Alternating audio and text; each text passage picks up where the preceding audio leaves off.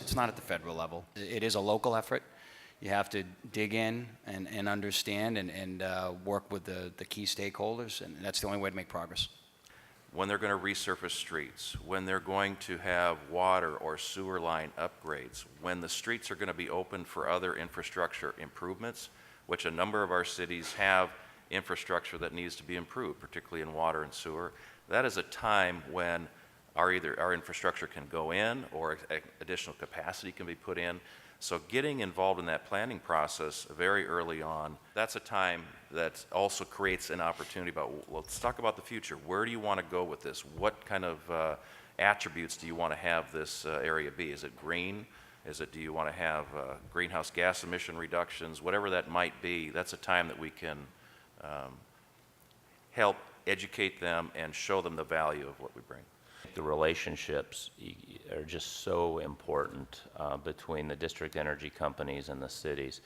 And I think most of the time when you look at other developments that have taken place, there's a lot of work that's gone in years and years prior to the fact before any development actually occurs. And I guess what I would say is that requires the district energy companies to really make an investment in the community. I think we heard that from Ken. And many times that's, just giving back to the community, getting involved, helping with the development of downtown. That helps the city. It helps the district energy companies. So I think all of that is really key. Two pieces of advice for people wanting to work with the city. One, make it easy for us. As has already been mentioned, we don't have full-time planners dedicated to this. This is, I'm the biggest advocate in the city of Portland, and I have about 5% of my work plan dedicated to this. Secondly, in that partnership, which we are eager to make it also transparent. The numbers have to add up for especially the people in our Office of Management and Finance. They're the ones that are ultimately going to approve or decline the deal.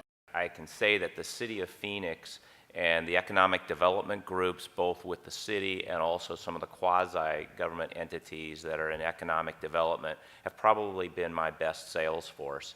And being able to know about projects way early ahead and being able to have the people be endorsing the district energy system and see the benefits both for the city and the developer have been invaluable. And I would just encourage everybody to work with any of those kinds of groups, because the earlier, obviously, that they know about the opportunities, the better that they can be.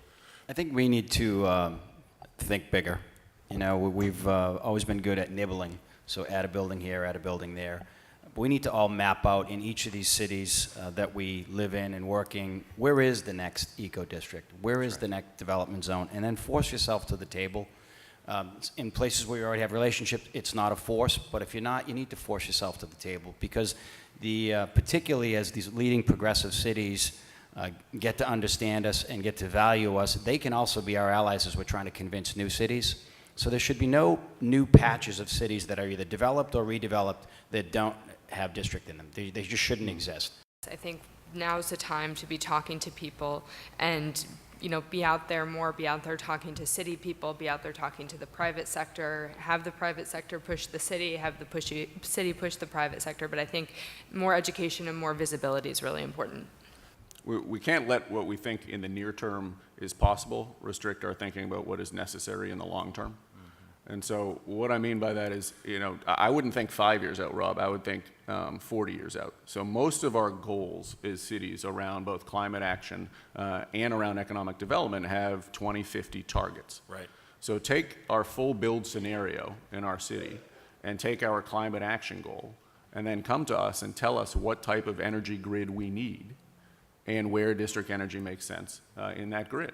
And don't restrict yourself to thinking of only what current regulations or current permitting would allow to happen. Let's work backwards from what's necessary and start the question from how do we get there. You want to talk about refreshing when you sit with Brian and he says, listen, tell me what can be done and let me work on the barriers. And just to put fear in the hearts of electric utilities, as we typically do, so we've laid out our district, and then we're trying to interconnect to cogen, and we run into the issue of utility franchise in the streets. And when the city comes up and says, well, what if you own the street? When the city comes to you and offers those type of solutions, because of a greater understanding of what can be done, but for the barriers, you've come to a new day.